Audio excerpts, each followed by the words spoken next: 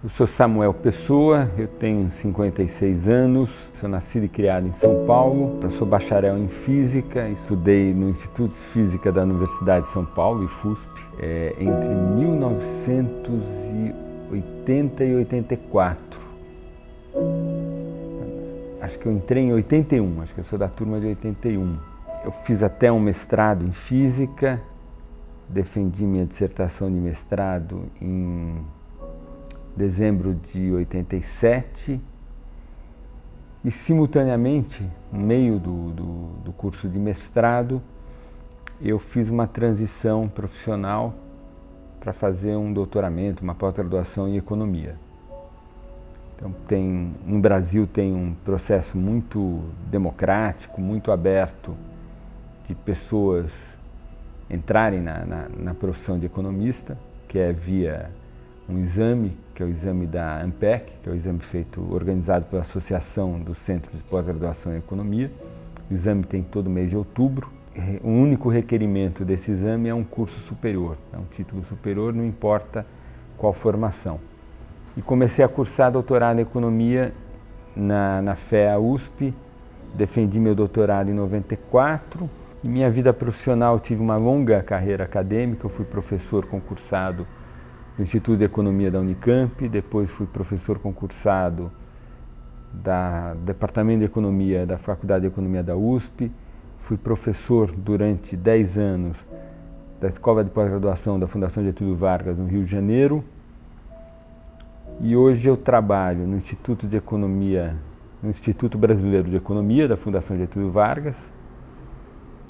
Sou sócio de uma empresa, uma consultoria de investimentos chamado Reliance, aqui em São Paulo. Sou colunista do jornal Folha de São Paulo, uma vez por semana eu escrevo uma coluna de domingo do Caderno Mercado. E eu tive uma passagem na política entre 2003 e 2010, eu assessorei o senador Tasso Gereissati, participava do gabinete do senador na parte de economia. Como que eu vejo, olhando retrospectivamente, a minha trajetória profissional, né? Tem uma característica que é flexibilidade. Eu me formei em Física e é meio surpreendente, assim, porque a Física, apesar de ser uma formação muito técnica e, em princípio, nós poderíamos pensar muito especializada, a minha compreensão da economia enquanto um campo de conhecimento foi influenciada pela minha formação na Física. A minha transição da Física e da economia, eu acho que está muito associado à crise econômica que a gente viveu nos anos 80. E esse foi um período da maior ou a segunda maior crise na economia brasileira dos últimos 120 anos. Essa crise de 81 e 84, ela compete com a crise recente agora de 2014 e 2016. Então eu estava lá nos anos 80, era jovem, estava no meio da minha graduação ou no meio do meu mestrado e vivendo aquela experiência dramática que foi a crise econômica, né? Que foi uma crise, naquela época, uma crise social, como crise social até mais forte do que a atual, porque naquela época a gente não tinha os instrumentos de estado de bem-estar social que a gente tem, que com a redemocratização nós construímos. Então era um poder público que cuidava muito menos dos mais necessitados, dos mais vulneráveis. Então a crise social ela era mais explícita. E tinha junto com isso o problema inflacionário, que era um problema que já incomodava há muito tempo.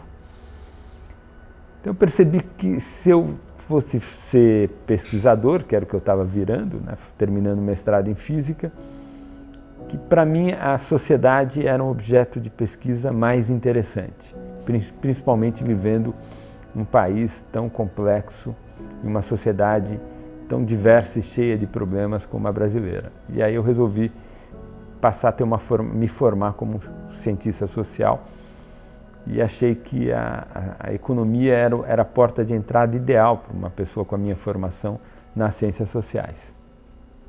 É muito difícil imaginar o que eu possa falar para os jovens.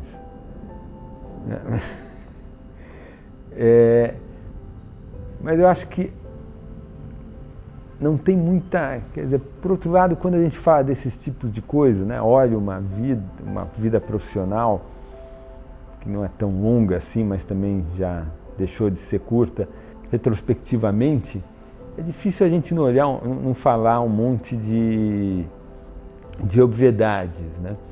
O item mais importante, e acho que isso é mais verdadeiro nos tempos mais contemporâneos, e que foi no passado da indústria, ou no passado em que tinha um trabalho segunda a sexta, 8 às 6 da tarde no escritório, uma relação de trabalho mais estável e com uma atribuição profissional mais clara. Esse mundo que a gente tem, com mudanças tecnológicas muito rápidas e estruturas sempre mais flexíveis, me parece que excelência é importante. Quer dizer, é menos importante o que você vai fazer, mas mais importante que o que você faça com excelência.